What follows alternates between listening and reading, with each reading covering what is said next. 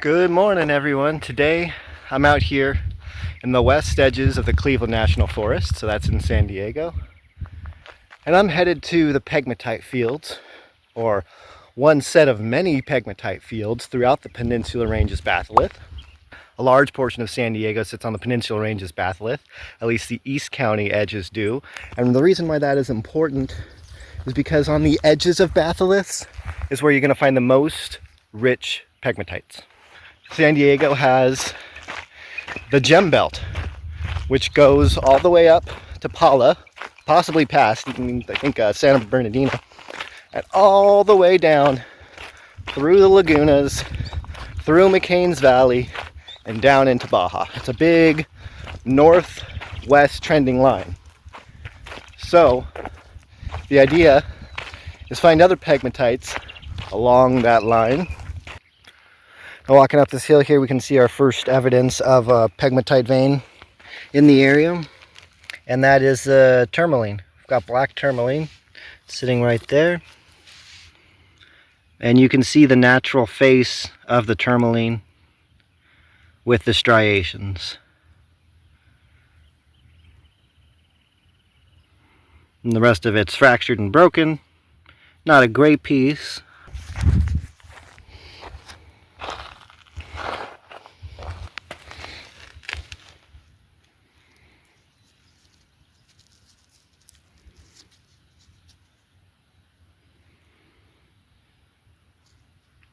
Cool how that separation is, and the spotting. And the pegmatite veins, they'll sit on a plane. So here it's up on this cut, along the road cut here, and then it's right here on the ground under your feet. So there's some more tourmaline, black tourmaline, just popping right out on the trail or the fire road, depending what you're doing. So plenty of black tourmaline. This one's fairly interesting. Almost looks like a sandstone, which we don't have here. And then the ridges, like perfect grip. But no other evidence of use. Quite interesting piece right here. I'm not sure where that came from. These little ditches here, created just from natural erosion, is a good spot to look for. It's low effort, and things just arrived there. So we got some more black tourmalines, it looks like, and some mica. We've got some biotite mica, that's your black mica right there.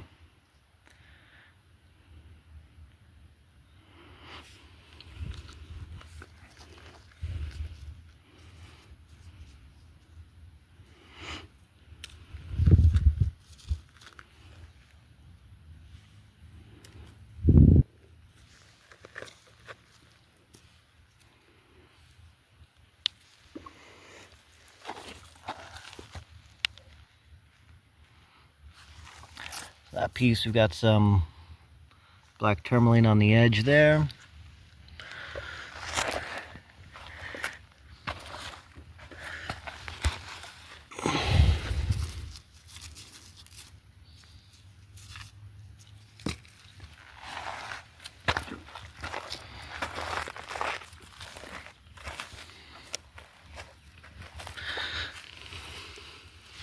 Oh, look at that.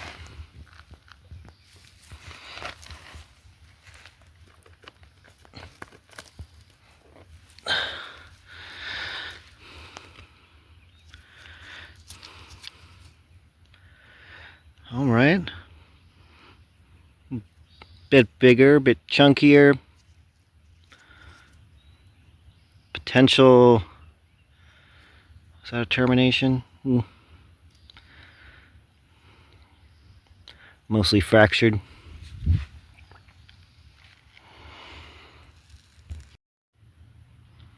This one has some, kind of hard to see, olive green epidotes. It almost looks like a moss. really small, but something different. So we've got some olive green epidote, we got some black tourmaline,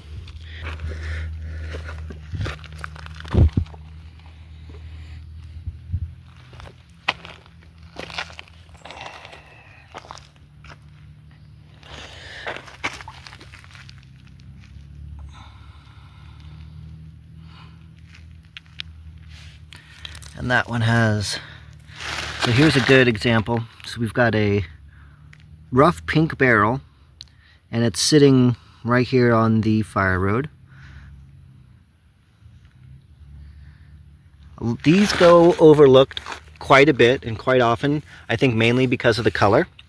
If we had rough aquamarines up here, people would recognize the blue right away, and there would be no question. But with the pink and orange morganites, which is common here in San Diego, they can go rather undetected unless you know what you're looking for.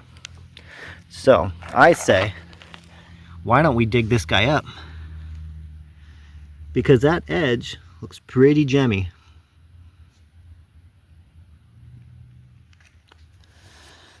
All right, so I can get an idea of the size of this just by what's poking out, but I really don't know what's underneath. So when I go at it, I don't want to pick right around the edges because I don't want to chip anything off. So what I typically do is I'll go a bit out and I'll create a line on one side of it, and then I'll go just below on the other side. And just by digging along here, it'll typically release or allow me to get it out without damaging the specimen. And I know it might be a little grandiose calling this a specimen, because I know it's not a pocket, it's not museum grade, but I like them. I think they're cool.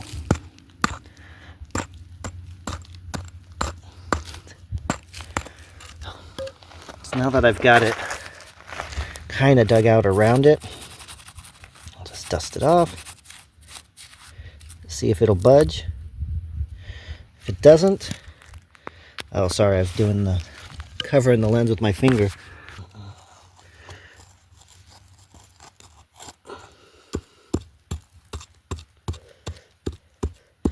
And now I'll try to go from underneath it like that,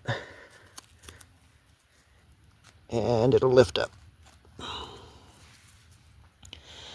And this is what we got. Let's get it washed up. See what's hiding under the dirt. Now on morganites, at least on some of them, especially if you're actually mining and getting them out of the underneath the ground, they'll turn from orange to pink when exposed to sunlight, and it takes about a week. And this is published by Johnson Caucus, published by GIA. It's a known fact about morganites. And I find it interesting that the area that was exposed, just right here, this area is already pink, and the area that was facing underground is orange.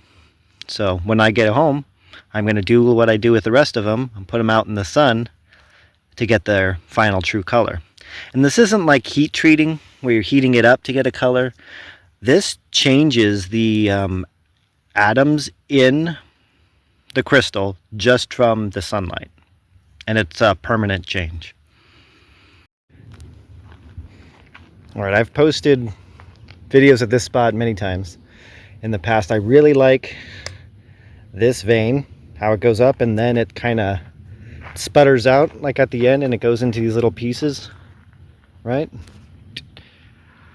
Found some nice pieces along here, and plenty of my videos I've gone and I've dug up some rough beryls down here.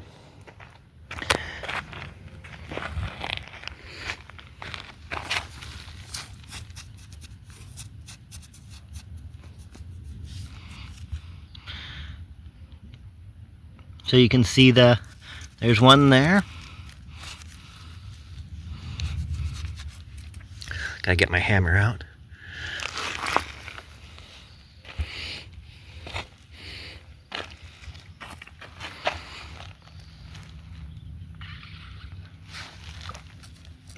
real rough, nothing.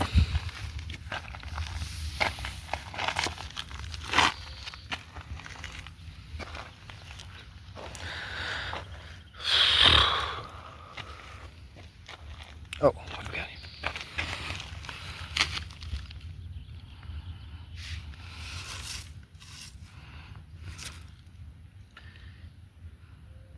Some nice color.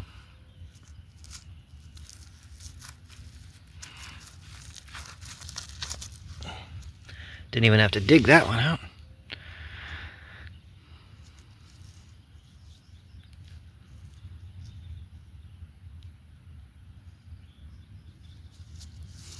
It's another rough pink beryl or morganite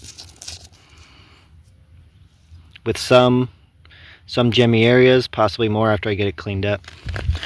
Let's go back to this other one and dig this one up. Wherever it was. There it is.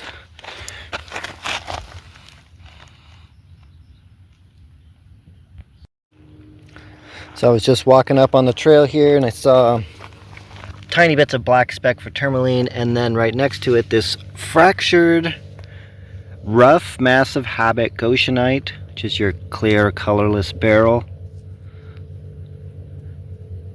Pretty nice. Some areas with some good transparency here.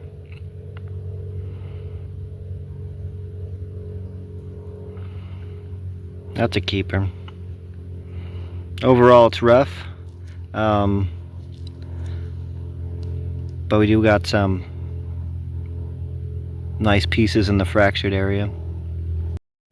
I got that one dug up and cleaned up a little bit, and some nice translucent areas, and this is clear or colorless, so that'd be a goshenite. We've got some flat faces,